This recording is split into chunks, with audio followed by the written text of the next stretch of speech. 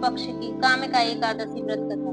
उसी पुत्र धर्मराज युधिष्ठिर बोले, हे भगवान, आप मुझे कृपा करके श्रावण कृष्णा एकादशी का क्या नाम है, इसकी विधि क्या है, इसमें कौन से देवता की पूजा होती है तथा इसका व्रत करने से मनुष्य को क्या फल मिलता है, यह बताइए।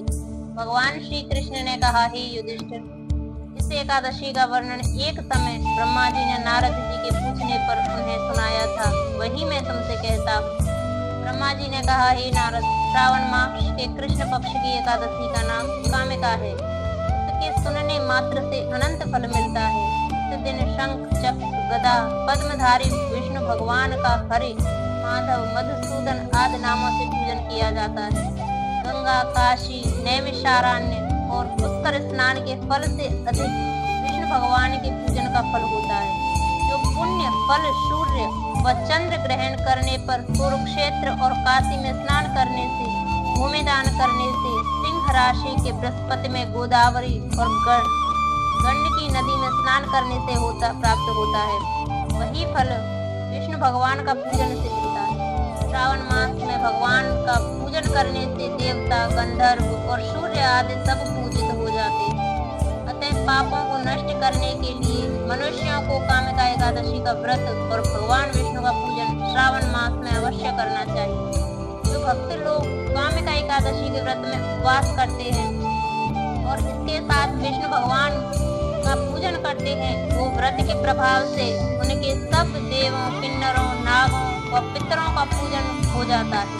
इसलिए मनुष्य को पापों से मुक्ति पाने के लिए यह व्रत नियमानुसार व विधि पूर्वक करना चाहिए। भगवान ने स्वयं बतलाया है, अध्यात्म विद्या से जो पुण्य मनुष्यों को प्राप्त होता है, इससे अधिक पुण्य तो कामिका एकादशी के व्रत से मिल जाता है। यह व्रत मनुष्यों को मरते समय नरक में जाने से बचाता है। इसके पुण्य प्रभाव से योनि में भी नहीं मिलती। जो व्रती इस एकादशी का व्रत करते हुए भक्ति पूर्वक तुलसी दल विष्णु भगवान को अर्पण करते हैं, वे पापों से दूर रहते हैं। श्री विष्णु भगवान रत्न, मोती, मणि तथा आभूषण आदि से इतने प्रसन्न नहीं होते जितने तुलसी दल से होते हैं।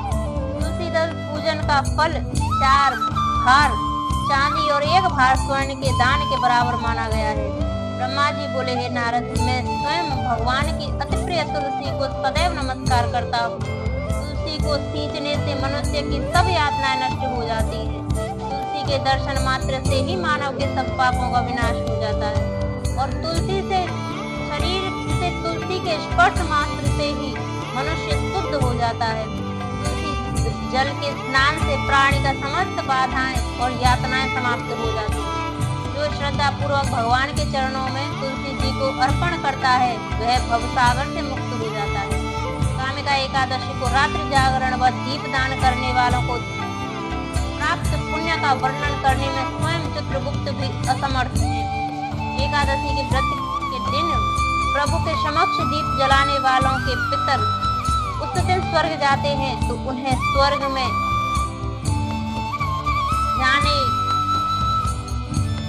पर हजारों दीपकों की रोशनी प्राप्त होती है। ब्रह्मा जी कहते हैं, हे नारद, ब्रह्म हत्या तथा भ्रूण हत्या आदि पापों को नष्ट करने वाली इस कामिका एकादशी का व्रत मनुष्य को यत्न के साथ करना चाहिए।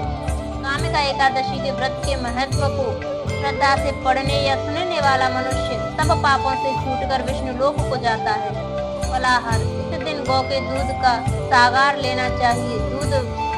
दूध के बने हुए पदार्थ, मिठाई तथा दही, आलू आदि ले सकते हैं।